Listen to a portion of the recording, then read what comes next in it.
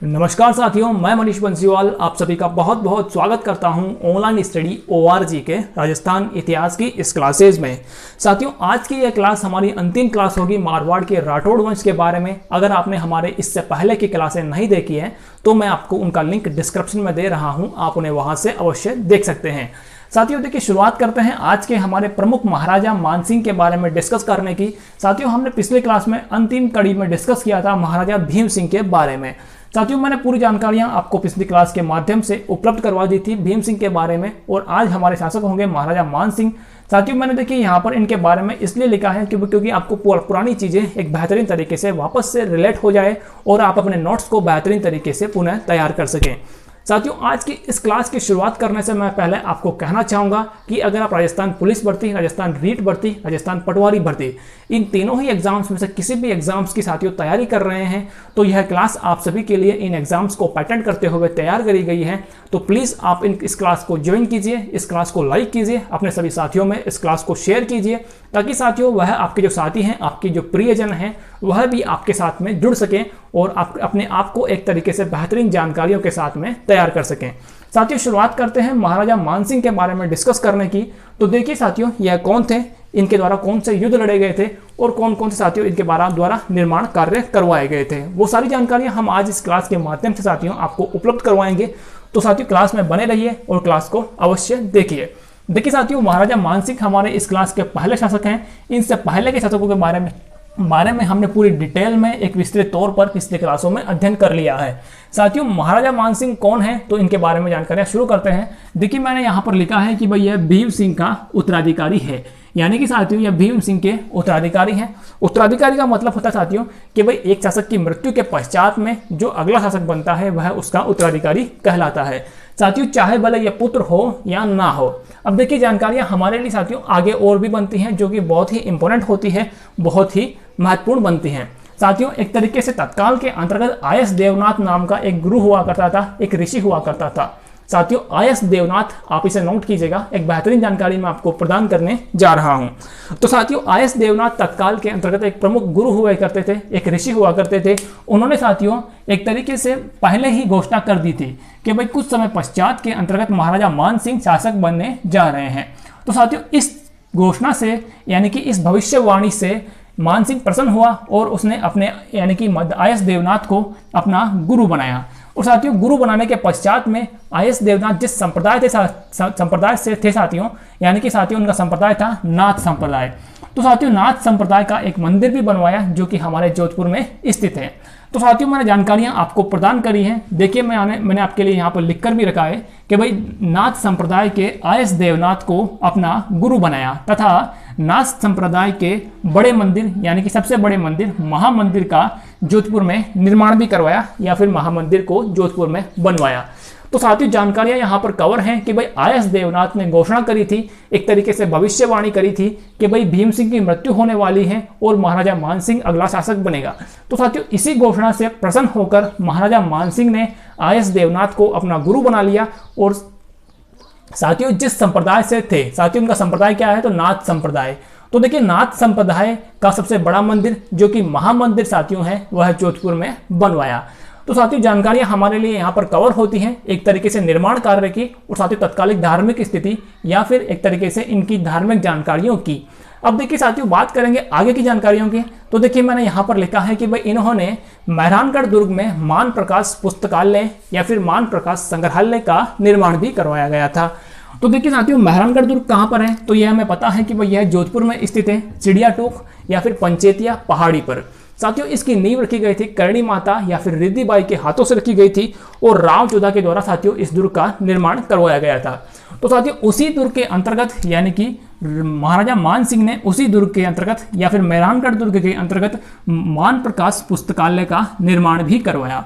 साथियों, तत्काल के अंतर्गत यह पुस्तकालय था और उसके पश्चात में सरकार ने यानी कि राजस्थान सरकार ने वर्तमान में इसे एक संग्रहालय के तौर पर संग्रहित कर रखा है। साथियों, जानकारियां हमारे लिए आगे और भी बढ़ती हैं। तो देखिए, मानसिंह का काल कला और संस्कृति का या फिर कला और साहित्य का स्वर्ण काल कहलाता था। साथियों, जानकारियां हमारे लिए बहुत ही इंपॉर्टेंट हैं जो कि मैं आप सभी के लिए लेकर आया हूं। आप क्लास को लाइक कीजिए, क्लास को शेयर कीजिए।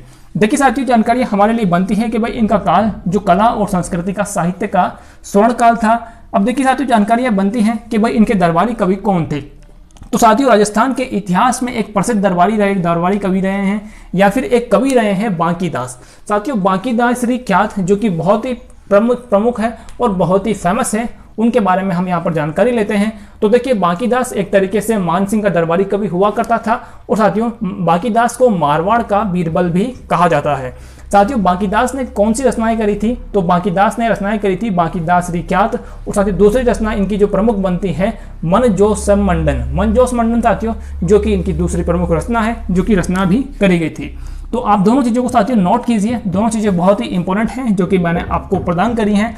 साथियों, जानकारियों के माध्यम से मैं आपसे कहना चाहूँगा कि मैं आप सभी के लिए यहाँ पर वही जानकारियाँ लेकर आता हूँ जो कि एग्जाम की दृष्टि से साथियों बहुत ही इंपॉर्टेंट होती है और साथियों बहुत ही मोस्ट होती है। क्योंकि साथियों हमने फालतू चीज़ों को यहाँ पर डिस्कस नहीं करना है, क्योंकि जिस तरीके से हमने अभी देखिए आपको पता है कि भाई एग्जाम्स बहुत ही जल्द होने वाले हैं और साथियों हम स्मार्ट स्टडी के माध्यम से सारी जानकारियाँ यहाँ पर कवर करेंगे। तो साथियों, जानकारियां हमने यहाँ पर कवर करी हैं इनके दरबारी कवि के बारे में, इनके द्वारा निर्माण कार्य जो करवाए गए थे उनके बारे में, और साथियों तात्कालिक धार्मिक स्थिति या फिर जो मानसिंह की धार्मिक सोच थी तो उसके बारे में भी हमने यहाँ पर आपको जानकारियां प्रदान करी हैं। अब साथियों बात करते हैं, एक युद्ध भी आएगा जो कि मानसिंह के द्वारा लड़ा गया था। साथियों वो युद्ध है गिगोली का युद्ध। तो देखिए साथियों, यह पूर्वजों के द्वारा या फिर पूर्वजों की देन थी जो कि मानसिंह को मिला था। तो देखिए साथियों, गिगोली का युद्ध है जो कि आप इसे नोट कीजिएगा, बहुत ही बेहतरीन जानकारी मैं आपको प्रदान करने जा रहा हूं। साथियों यह युद्ध हुआ था 1807 ईस्वी के अंतर्गत, और कहां पर हुआ था? तो गिगोली ग्राम परबतसर नागौर में यह युद्ध हुआ था। साथियों जानकारियां हमारे लिए बनती है कि भाई महाराजा भीम सिंह, जो कि साथियों इनकी सगाई होती है एक तरीके से मेवाड़ की राजकुमारी कृष्ण गौरी के साथ में। साथियों सगाई के कुछ समय पश्चात ही भीम सिंह की मृत्यु हो जाती है और राजकुमारी की सगाई इनके पिता यानी कि महाराजा या फिर राणा भीम सिंह साथियों सगाई करते हैं इनकी कृष्ण गौरी की जगत सिंह द्वितीय के साथ में। साथियों जगत सिंह द्वितीय कौन है? तो यह जयपुर का शासक है। तो देखिए साथियों, जब जगत सिंह द्वितीय के साथ में सगाई होती है राजकुमारी की, तो इस चीज से साथियों प्रेरित होता है, कौन होता है प्रेरित? महाराजा मानसिंह। तो साथियों इनके मध्य में यानी कि इनके दिमाग में सोच उत्पन्न होती है कि भाई हमारे वंश की एक तरीके से यह लड़की बहू बनने वाली थी और यह किसी अन्य वंश में जा रही है। तो साथियों इसी चीज से नाराज होकर यह खबर मतलब एक तरीके से जानकारी लेते हैं इस बालिका यानी कि जो अपने कृष्ण गौरी हैं इनके पिता से कि भाई आपने हमारे साथ में संबंध किया था।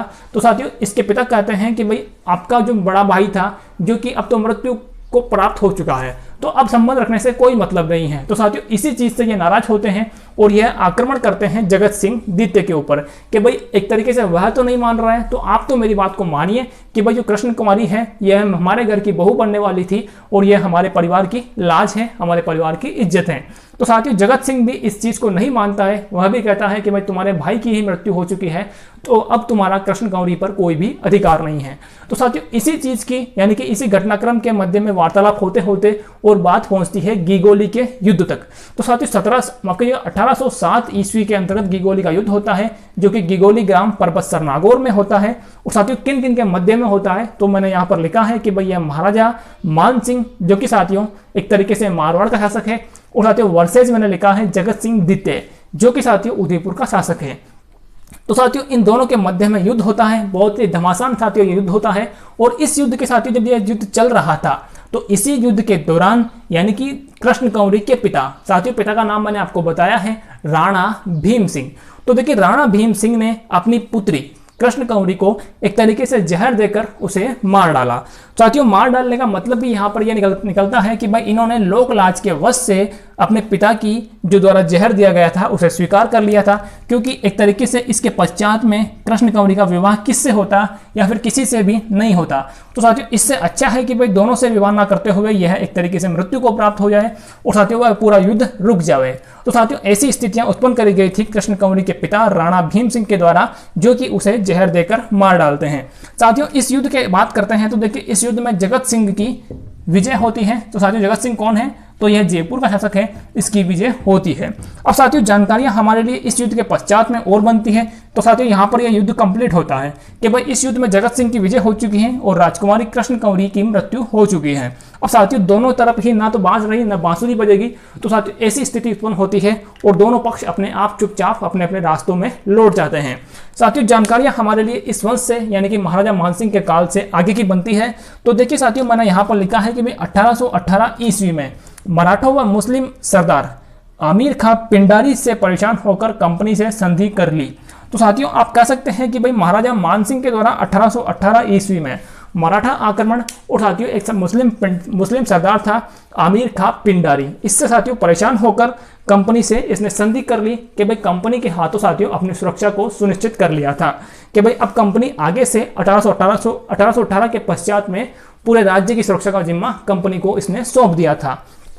साथियों अगर बात करते हैं आमिर खां पिंडारी के बारे में, तो देखिए साथियों यह टोंक क्षेत्र का एक तरीके से एक सरदार हुआ करता था, मुस्लिम सरदार। तो मैं आपके लिए यहाँ पर लिख सकता हूँ कि भाई यह टोंक का मुस्लिम सरदार, यह टोंक क्षेत्र का मुस्लिम सरदार हुआ करता था और यह एक तरीके से साथियों आक्रामक प्रवृत्ति का व्यक्ति था।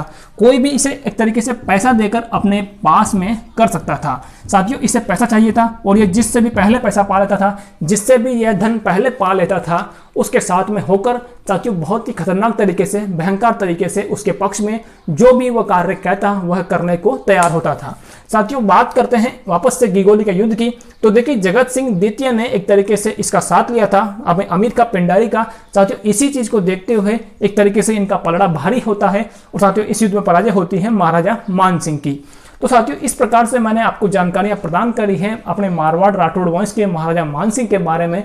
तो साथियों मैं आशा करता हूं आपको जानकारियां बहुत ही बेहतरीन लगी होगी, आपने इन जानकारियों को एंजॉय किया होगा। तो प्लीज साथियों क्लास को लाइक कीजिए, अपने सभी साथियों में इस क्लास को शेयर कीजिए ताकि आपको और भी बेहतरीन जानकारी साथियों में बड़ी मोटिवेशनल के साथ में प्रदान कर सकूं। और साथियों बात करते हैं इनके पश्चात के शासकों के बारे में, यानी कि इनके उत्तराधिकारियों के बारे में। साथियों हमारे अगले शासक बनेंगे महाराजा तख्त सिंह। तो देखिए मोस्ट इंपोर्टेंट साथियों महाराज हैं महाराजा तख्त सिंह, इनके बारे में साथियों हम जानकारियां यहां पर कवर करते हैं। तो देखिए साथियों सबसे पहली चीज निकल कर आती है कि भाई ये अंग्रेजों के समर्थक थे और अंग्रेजों के समर्थित थे। तो आप कह सकते हैं कि भाई इन्होंने अंग्रेजों का समर्थन किया था और अंग्रेजों ने इनका समर्थन किया था। तो साथियों दोनों ओर से समर्थन किया गया एक दूसरे का और यह एक तरीके से अंग्रेजों के समर्थक और समर्थित कहलाए। यानी कि आप कह सकते हैं कि भाई 1857 की क्रांति में, देखिए यहाँ पर मैंने लिखा है कि भाई 1857 की क्रांति में इन्होंने अंग्रेजों का पूर्ण समर्थन किया था। तो साथियों इसी चीज़ से अंग्रेज भी प्रेरित हुए और उन्होंने इन्हें बहुत सारे इनाम दिए थे, बहुत सारे साथियों राज्य के अंतर्गत बहुत सी छूटें प्रदान करी थी और साथियों एक तरीके से अंग्रेजों का इन पर बहुत ज़्यादा विश्वास भी रहा था। तो 1857 की क्रांति में आपको जो मैंने पहली चीज़ बताई है कि भाई एक चीज़ तो यह निकल कर आती है कि भाई इसमें क्रांति के अंतर्गत महाराजा तख्त सिंह तत्काल के अंतर्गत मारवाड़ क्षेत्र के शासक हुआ करते थे और साथियों जो मारवाड़ का शासक था तख्त सिंह, इसने अंग्रेजों का समर्थन किया था। तो साथियों दो जानकारियां मैंने आपको प्रदान करी हैं इस एक लाइन के माध्यम से। अब देखिए साथियों अंग्रेजों का जब आगमन होता है इंडिया में तो एक तरीके से यह एक विषय होता है साथियों चर्चा का, एक तरीके से वाद विवाद का कि भाई अंग्रेजों का आगमन इंडिया में एक तरीके से अभिशाप था या फिर वरदान था। साथियों क्योंकि अंग्रेज जब आए थे तो उन्होंने बहुत सी चीज़ें ऐसी भी करी थी जो कि भारतीय लोग कभी भी नहीं कर पाते थे। साथियों इन्होंने कई सारी प्रथाओं का अंत किया जो कि एक तरीके से गलत प्रथाएं थी, बाल विवाह, विधवा विवाह। साथियों बहुत सी प्रथाएं इन्होंने वापस शुरू भी करी थी जो कि भाई विधवा विवाह करके इन्होंने एक तरीके से बेहतरीन चीज़ समाज के सामने पेश करी थी कि भाई विधवा को विधवा नहीं रहना चाहिए, उसका विवाह किसी अन्य के साथ में कर दिया जाना चाहिए। साथियों इन्होंने बाल विवाह, सती प्रथा, ऐसी कई प्रथाओं का समापन की ओर कई सारे कदम उठाए थे। इनके द्वारा बहुत सारे नियम भी लागू करे गए थे। परंतु साथियों भारतीय समाज जिस प्रकार से मजबूत है, अडिग है अपने विचारों के अनुसार, साथियों यह प्रथाएं कई सालों तक आगे भी चलती रही। परंतु साथियों आज वर्तमान क्षेत्र के अंतर्गत ऐसी प्रथाएं बहुत कम हमारे को देखने को मिलती हैं। साथियों कुछ प्रथाएं तो ऐसी भी हैं जैसे कि सती प्रथा आज शायद समाप्त हो चुकी हैं। साथियों जुड़ते हैं आज की इस क्लास के माध्यम से वापस से। तो देखिए यहाँ पर मैंने लिखा है कि भाई कन्या वध को रोकने हेतु कठोर नियम इनके द्वारा लागू किए गए थे। तो साथियों जानकारियां यहाँ पर कवर हैं कि भाई इनके द्वारा कन्यावध जो कि एक तरीके से साथियों समाज का अभिशाप है, समाज में एक बुराई है कि भाई बालक ही हमें जन्म के तौर पर चाहिए, यानी कि बच्चे के तौर पर हमारे को केवल बालक चाहिए, बालिका नहीं चाहिए। तो साथियों इस चीज़ को इस सोच को रोकने हेतु उन्होंने कन्यावध पर कठोर नियम लगाए और उसे एक तरीके से अपराध घोषित किया था। साथियों, इन्हीं के काल के अंतर्गत मारवाड़ क्षेत्र में पहला अंग्रेजी स्कूल खुला था और अंग्रेजी छापाखाना भी खुला था। तो साथियों, आप कह सकते हैं कि भाई महाराजा तख्त सिंह के काल में मारवाड़ क्षेत्र में पहला अंग्रेजी स्कूल और अंग्रेजी छापाखाना खोला गया था। अब साथियों, बात होती है इनके उत्तराधिकारी के बारे में। तो देखिए साथियों, हमने जानकारियां यहाँ पर आपको कवर करी हैं महाराजा तख्त सिंह के बारे में, जो कि साथियों अगर मोस्ट इंपोर्टेंट जो जानकारियां हैं इनके बारे में, अगर एग्जाम के अंतर्गत साथियों कोई भी क्वेश्चन बनता है तख्त सिंह के बारे में, तो मैंने आपको यहाँ पर पूरी जानकारियां जो कि उनके बारे में बनती थी वो आपको प्रदान कर दी हैं। अब इसके बाहर से कोई भी क्वेश्चन बनने के चांसेस नहीं होते हैं। तो देखिए आगे की बात करते हैं, और जसवंत सिंह द्वितीय साथियों जो कि महाराजा तख्त सिंह का उत्तराधिकारी है, तो इसके बारे में हम यहाँ पर कवर करते हैं। तो साथियों, पहली चीज पहली लाइन मैंने लिख दी है कि भाई महाराजा तख्त सिंह का उत्तराधिकारी यह व्यक्ति है। अब साथियों, इसका एक भाई हुआ करता था, भाई का नाम है प्रताप सिंह। तो देखिए साथियों, प्रताप सिंह मारवाड़ क्षेत्र में अपना बहुत ज्यादा प्रभाव रखता था और यह महाराजा जसवंत सिंह द्वितीय के काल के अंतर्गत मारवाड़ का एक तरीके से पीएम रहा करता था। पीएम का मतलब साथियों प्रधानमंत्री, मैंने आपको शॉर्ट फॉर्म में लिखा है कि भाई यह मारवाड़ का प्रधानमंत्री था, जो कि आधुनिक जोधपुर का निर्माता भी कहलाया।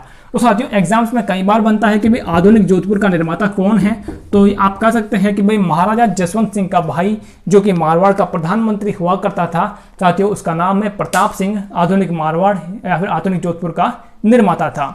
साथियों, जानकारियां हमारे लिए आगे और भी स्पेशल बनती हैं कि भाई प्रताप सिंह के द्वारा महारानी विक्टोरिया के 50 साल पूरे होने पर, यानी कि साथियों उनके शासन के 50 साल पूरे होने पर जोधपुर में जुबली कोर्ट परिसर का निर्माण भी करवाया गया था। तो साथियों, एक इंपॉर्टेंट चीज जो कि मैंने आपको बताई है बहुत ही इंपॉर्टेंट है, आप इसे नोट कीजिए कि भाई जो मारवाड़ क्षेत्र का प्रधानमंत्री प्रताप सिंह था साथियों, इसके द्वारा जो महारानी विक्टोरिया थी साथियों, उनके शासनकाल को 50 वर्ष पूर्ण होने पर इन्होंने जोधपुर में जुबली कोर्ट परिसर का भी निर्माण करवाया था। साथियों, जानकारियां हमारे लिए यहीं पर नहीं रुकती हैं, इनके अलावा भी बहुत सी जानकारियां होती हैं जो कि मैं आपके लिए लेकर आया हूं। तो देखिए जसवंत सिंह ने, अब देखिए साथियों बात हो रही है वापस से शासक जसवंत सिंह के बारे में। प्रधानमंत्री के बारे में साथियों हमने बात करी थी यहाँ पर, तो वो कवर हो चुकी है। अब बात कर रहे हैं शासक जसवंत सिंह के बारे में। तो देखिए साथियों, जसवंत सिंह द्वितीय ने लूणी नदी पर जसवंत सागर बांध का निर्माण करवाया। साथियों, अगर बात करते हैं इस बांध के उपनाम के बारे में, तो इसे पिची याक बांध के नाम से भी जाना जाता है। साथियों, इसका टाइम पीरियड क्या है, तो 1889 ईस्वी के अंतर्गत इस बांध का निर्माण करवाया गया था। इस बांध का नाम है जसवंत सागर बांध, और इसका किसने निर्माण करवाया, तो साथियों जसवंत सिंह द्वितीय के द्वारा करवाया गया। अगर बात करते हैं किस नदी पर करवाया गया, तो यह करवाया गया था लूणी नदी पर। तो साथियों, मैं आशा करता हूं जो जानकारियां मैंने आपको प्रदान करी हैं वो बहुत ही बेहतरीन लगी होगी। प्लीज क्लास को लाइक कीजिए। अब साथियों, इसके पश्चात में हम डिस्कस करेंगे मारवाड़ क्षेत्र के जो साथियों कुछ अन्य शासक बचते हैं उनके बारे में, क्योंकि साथियों आज हमारी ये क्लास होगी जो अंतिम क्लास है मारवाड़ राठौड़ वंश के बारे में। साथियों, इसके पश्चात में अगली क्लास में हम आपसे मिलेंगे बीकानेर राठौड़ वंश की जानकारियों हेतु। साथियों, अब इसे नोट कीजिए, इसकी स्क्रीनशॉट लीजिए ताकि आपको बेहतरीन जानकारियां मिल सके, आपको बेहतरीन तरीके से नोट्स तैयार हो सकें।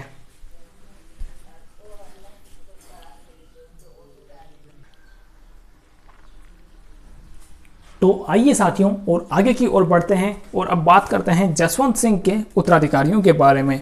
यानी कि आप कह सकते हैं कि भाई जसवंत सिंह द्वितीय के जो उत्तराधिकारी हुए थे इस वंश के अंतर्गत, उनके बारे में हम यहाँ पर डिस्कस करते हैं। साथियों देखिए, मैंने यहाँ पर लिखा है भाई सरदार सिंह।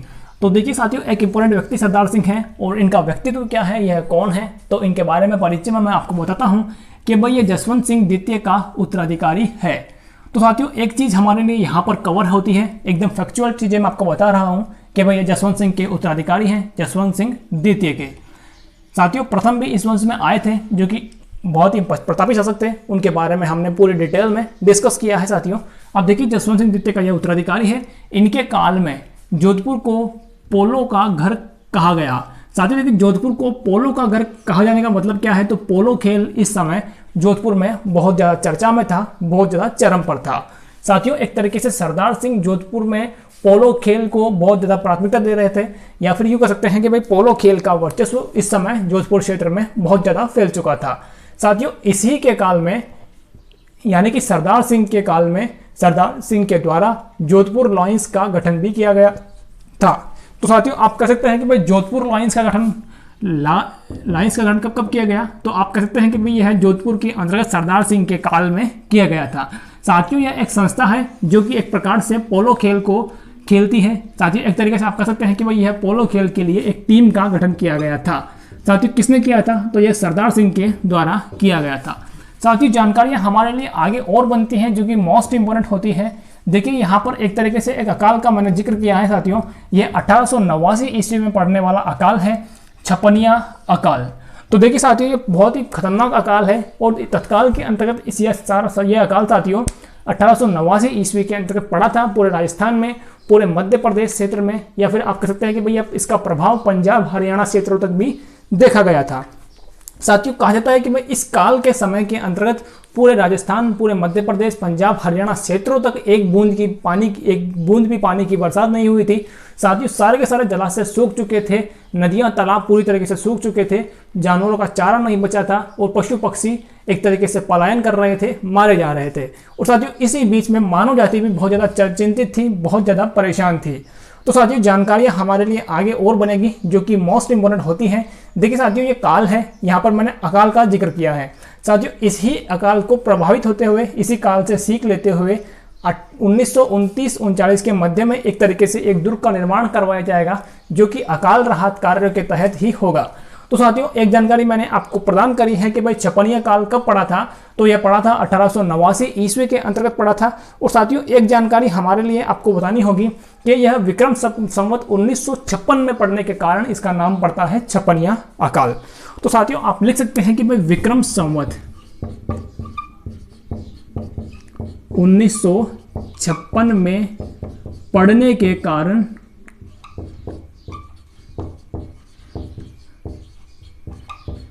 नामांकरण हुआ। तो साथियों ये कब आया था? तो यह आया था हमारे विक्रम संवत 1956 में। अब इसी 1956 का छपनिया निकाल लिया गया है और इसका नामकरण कर दिया गया है। तो साथियों इसीलिए इसे छपनिया अकाल कहा जाता है। अब देखिए आगे की जानकारी जो कि हमारे लिए बनती है, तो मैंने साथियों आपको बताया है कि भाई सरदार सिंह का पुत्र सुमेर सिंह अगला उत्तराधिकारी बनता है। तो साथियों सुमेर सिंह इस वंश का छोटा सा शासक था जिसका कोई ज़्यादा बड़ा टाइम पीरियड नहीं होता है, तो इसके लिए हमने यहाँ पर कोई विशेष टॉपिक नहीं डाला है, हम यहीं पर इसको डिस्कस कर रहे हैं। तो देखिए सुमेर सिंह शासक बनता है और साथियों यह उत्तराधिकारी होता है एक तरीके से हमारे सरदार सिंह का। साथियों सुमेर सिंह ने प्रथम विश्व युद्ध में अंग्रेजों की ओर से भाग लिया था। तो एक इंपॉर्टेंट जानकारी मैंने आपको प्रदान करी है कि भाई मारवाड़ राज्य से सुमेर सिंह जो कि तत्काल में शासक थे, इन्होंने प्रथम विश्व युद्ध के अंतर्गत अंग्रेजों की ओर से युद्ध में हिस्सेदारी निभाई थी। तो साथियों एक जानकारी यहाँ पर कवर होती है। अब देखिए आगे की बात करते हैं। सुमेर सिंह की मृत्यु 21 वर्ष की आयु में मलेरिया रोग से पीड़ित होने के कारण हो गई थी। तो साथियों एक इंपॉर्टेंट जानकारी और मैंने प्रदान करी है। अब बात करेंगे साथियों उम्मेद सिंह के बारे में। तो देखिए बहुत इंपॉर्टेंट शासक है महाराजा उम्मेद सिंह। साथियों यह कौन है? तो यह सुमेर सिंह का छोटा भाई तथा उत्तराधिकारी है। सुमेर सिंह की मृत्यु के पश्चात में यह शासक बनता है और साथियों इसे उत्तराधिकारी घोषित कर दिया गया था।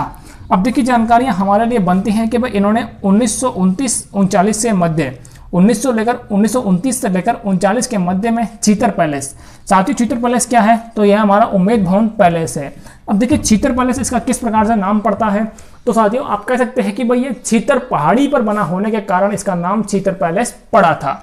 तो एक जानकारी मैंने आपको प्रदान करी है जो कि मोस्ट इंपॉर्टेंट होती है साथियों, आप इसे नोट कीजिए कि भाई 1929 से लेकर 1939 के मध्य में लगभग 10 सालों में यह साथियों चीतर पैलेस या फिर उम्मेद भवन पैलेस चीतर पहाड़ी पर तैयार हुआ था। और किसने बनवाया? तो हमारे उम्मेद सिंह के द्वारा यह तैयार करवाया गया था। साथियों अकाल राहत बचाव कार्यों के तहत इसका निर्माण करवाया गया था छपनिया काल से प्रेरित होकर कि भाई आने वाले समय में अगर कोई भी ऐसा अकाल पड़ता है तो राज्य की जनता को, नगर की जनता को हमारे इस महल में जो इस पैलेस के अंतर्गत मतलब एक तरीके से इकट्ठा कर लिया जाएगा और उन्हें वहां पर सुरक्षित तौर पर रखा जाएगा। तो साथियों जानकारी आपको मैंने कवर करी है। अब देखिए बात करते हैं 1946 ईस्वी के अंतर्गत पाली क्षेत्र में जवाई बांध का निर्माण करवाया गया। तो देखिए साथियों जवाई बांध क्या है, यह कहां पर बना है? साथियों लूणी नदी पर बना है पाली क्षेत्र के अंतर्गत। इसका निर्माण किसने करवाया? तो साथियों 1946 ईस्वी के अंतर्गत हमारे उम्मेद सिंह के द्वारा इसका निर्माण करवाया गया था। इंपॉर्टेंट जानकारियां हैं मैंने आपको प्रदान करी है। अब साथियों बात करते हैं उम्मेद सिंह के पश्चात में आने वाले शासक के बारे में। तो साथियों वो हमारे होंगे हनुमंत सिंह। देखिए साथियों महाराजा हनुमंत सिंह, आप इसे नोट कीजिएगा। मैंने आपके लिए साथियों इस वंश की शुरुआत करी थी राव सिंहा से। साथियों राव सिंहा कौन होता है, कहाँ से आता है, वो पूरी डिटेल में हमने शुरुआत में डिस्कस करने की कोशिश करी थी। और साथियों हम करीब करीब पूरी विशेष तौर पर आपको मैं कहना चाहूँगा कि शायद हम इस क्लास के माध्यम से आपको जानकारियाँ प्रदान करने में कामयाब भी हुए थे। साथियों राव सिंहा से हम आज पहुंचे हैं, लेकिन हमारे अंतिम शासक होंगे। साथियों वर्तमान क्षेत्र में भी महाराजा गज सिंह का राज वहां पर चल रहा है। तो साथियों इसी प्रकार से हमने शुरू से लेकर एंड में एक कड़ी आपको पेश करी है, और मैं आशा करता हूं साथियों आपको अगर ये कड़ी आप देखोगे, सारी क्लासें आप पूरी एकदम एक सीक्वेंस वाइज देखोगे, तो आपको एक नया अनुभव होगा, और साथियों आप में एक नई ऊर्जा का संचार होगा, जो कि आपको एग्जाम की दृष्टि से, एग्जाम के नज़रिए से एक बेहतरीन तरीके से तैयार करेगी। तो प्लीज़ साथियों आप मेरी एक रिक्वेस्ट के माध्यम से ही आप उन क्लासों को भी अवश्य देखिए, जो कि अगर आपने नहीं देखी है तो। आइए साथियों जुड़ते हैं वापस क्लास की ओर। तो देखिए महाराजा हनुमंत सिंह साथियों तत्काल में शासक हुए थे। साथियों उम्मेद सिंह का ये उत्तराधिकारी है और पुत्र भी है। तो उम्मेद सिंह के उत्तराधिकारी और पुत्र मैंने लिख दिया है। अब देखिए साथियों नया दौर आ चुका है, क्योंकि राजा महाराजा का टाइम इतना नहीं रहा था और इनकी इज्जत साथियों दिन ब दिन कम होती जा रही थी। देखिए साथियों यहाँ पर 1952 के आम चुनाव भी होने वाले हैं, और कुछ ही समय पश्चात में साथियों इंदिरा गांधी की सरकार यहाँ पर बनने वाली है। तो साथियों इंदिरा गांधी को आपको पता है कि इन्होंने राजा महाराजाओं को जो मिलने वाला साथियों जो टैक्स था, एक तरीके से जो भत्ता था, उसे समाप्त कर दिया था। तो साथियों इस प्रकार से इनका प्रभाव समाज में कम हो रहा है। तो साथियों इन्हीं प्रभावों को देखते हुए इन्होंने जुबैदा जो साथियों एक अभिनेत्री थी उससे शादी कर ली थी। साथियों कहा जाता है कि वे राजपूत कभी भी अपने घर के अंतर्गत अन्य धर्म की महिलाएं नहीं लाया करते थे, परंतु साथियों इन्होंने इस परंपरा को तोड़ा और हनुमंत सिंह के द्वारा एक तरीके से जुबैदा जो कि साथियों मुस्लिम अभिनेत्री है, इससे शादी करी गई थी। तो एक इंपॉर्टेंट चीज़ मैंने आपको साथियों एक फैक्चुअल डाटा है, एग्जाम की दृष्टि से ये इंपॉर्टेंट नहीं बनता है, फिर भी साथियों जानकारियां हमारे को रखनी चाहिए। तो इसी चीज़ को देखते हुए मैंने आपको बताया है कि भाई महाराजा हनुमंत सिंह के द्वारा अभिनेत्री जुबैदा के साथ में शादी करी गई थी। साथियों 1952 के आम चुनावों में इन्होंने जोधपुर से जयनारायण व्यास को हराया था। तो साथियों देखिए एक इंपॉर्टेंट व्यक्ति है जयनारायण व्यास, जो कि साथियों जोधपुर से ही है, और इन्हें पराजित किया था महाराजा हनुमंत सिंह ने 1952 के आम चुनाव में। साथियों आपको जानकारी मिलकर एक और नई चीज मैं बता रहा हूं कि भाई यह प्रसिद्ध पोलो खिलाड़ी भी थे। तो देखिए जानकारी मैंने बताई है कि भाई ये एक प्रसिद्ध पोलो खिलाड़ी भी थे। एग्जाम्स में साथियों कई बार बनी है कि भाई निम्न में से कौन सा शासक है जो कि एक पोलो खिलाड़ी है। तो साथियों आपको जानकारियां होगी, वहां पर ऑप्शंस बनेगा, जैसे कि भाई सरदार सिंह, हनुमंत सिंह, या फिर गज सिंह, और या फिर आप कह सकते हैं भाई उम्मेद सिंह। तो देखिए साथियों कन्फ्यूजन यहाँ पर होगा कि भाई सरदार सिंह साथियों खिलाड़ी नहीं था, यह एक तरीके से नॉर्मल तरीके से खेलता था, और इसने जोधपुर लांसर्स क्लब की स्थापना करी थी, एक टीम की स्थापना करी थी जो कि पोलो खेलती थी। साथियों इसके पश्चात में इसका पौत्र आता है, यानी कि हाँ इसका पौत्र ही होगा। तो पौत्र का नाम साथियों मैंने बताया है हनुमंत सिंह। तो हनुमंत सिंह एक तरीके से इस खेल का खिलाड़ी होता है, जो कि साथियों एक प्रसिद्ध खिलाड़ी होता है, इंटरनेशनल स्तर तक भी यह खेल खेलते हैं। तो साथियों जानकारियां यहाँ पर हनुमंत सिंह के बारे में कवर होती हैं, और मैं आशा करता हूँ आपको सारी जानकारियां जो मैंने बताई हैं यह बहुत ही बेहतरीन लगी होगी। अब साथियों बात करते हैं अगले शासक के बारे में, यानी कि हनुमंत सिंह के उत्तराधिकारी के बारे में। तो साथियों वर्तमान क्षेत्र के अंतर्गत यानी कि जोधपुर क्षेत्र में 1984 के आसपास की बात है। यहाँ पर साथियों ये आज तो शायद नहीं रहे हैं महाराजा गज सिंह, परंतु अब साथियों इनके बारे में कोई डिटेल्स नहीं बनती है। देखिए जानकारी एक चीज मैंने आपको बताई है कि भाई 1984 ईस्वी में भारतीय राष्ट्रीय कला एवं सांस्कृतिक निधि इंटेक की स्थापना करी थी। तो साथियों एक जीके का क्वेश्चन है हमारे लिए, मोस्ट इंपोर्टेंट बनता है कि भाई इंटेक की स्थापना किसने करी थी, तो आपको आंसर देना होगा महाराजा गज सिंह के द्वारा इंटेक की स्थापना करी गई थी। साथियों कौन है, तो यह एक तरीके से मारवाड़ के जोधपुर के शासक हैं, और इनके द्वारा इंटेक की स्थापना करी गई है। कब करी गई, तो 1984 ईस्वी में करी गई है। साथियों आगे जानकारियां बनती है कि भाई इन्होंने पानी बचाओ आंदोलन की शुरुआत करी थी और उसे निभाया भी था। देखिए साथियों मारवाड़ क्षेत्र में पानी की बहुत ज़्यादा कमी है, बहुत ज़्यादा किल्लत है, तो इसी चीज़ को देखते हुए एक तरीके से महाराजा गज सिंह द्वितीय के द्वारा मारवाड़ क्षेत्र में पानी बचाओ आंदोलन की शुरुआत करी गई थी, जो कि साथियों एक तरीके से सफल भी रहा था। तो साथियों इसी प्रकार से हमने आज यहाँ पर समाप्ति करी है मारवाड़ राठौड़ वंश के बारे में। तो मैं साथियों लिख देता हूँ कि मैं मारवाड़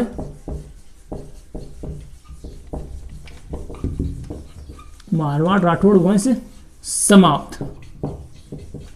तो साथियों यह वंश यहाँ पर समाप्त होता है, और जानकारी साथियों हमने राव सिंहा से ली थी इस वंश की शुरुआत से, यानी कि स्थापना से, कि भाई राव सिंहा कहाँ से कहाँ पर आया था, वहाँ इसने किसने किस किस वंश की स्थापना करी थी। अब साथियों हम कल की क्लास में डिस्कस करेंगे इसी वंश में से निकलने वाली बीकानेर शाखा के बारे में, और साथियों उसके पश्चात में डिस्कस करेंगे किशनगढ़ शाखा के बारे में, जो कि साथियों एग्जाम के नज़रिए से दोनों शाखाएं ही भी मोस्ट इंपॉर्टेंट बनती हैं। साथियों सबसे ज़्यादा अगर बात करते हैं क्वेश्चंस बनने वाली शाखा के, तो साथियों ये दोनों बनते हैं मारवाड़ की और बीकानेर शाखा के बारे में। साथियों इसके पश्चात में हम डिस्कस करेंगे एक बार किशनगढ़ शाखा के बारे में भी। तो साथियों मैं आशा करता हूँ जानकारियाँ आपको बहुत ही बेहतरीन लगी होगी जो मैंने प्रदान करी हैं। तो प्लीज़ साथियों क्लास को लाइक कीजिए, अगर आपने पुरानी क्लासें नहीं देखी हैं तो प्लीज़ आप उन्हें अवश्य देखिए, और साथियों क्लासों को ज़्यादा से ज़्यादा अपने सभी साथियों में शेयर अवश्य किया कीजिए। धन्यवाद साथियों, मिलते हैं अगली क्लास में।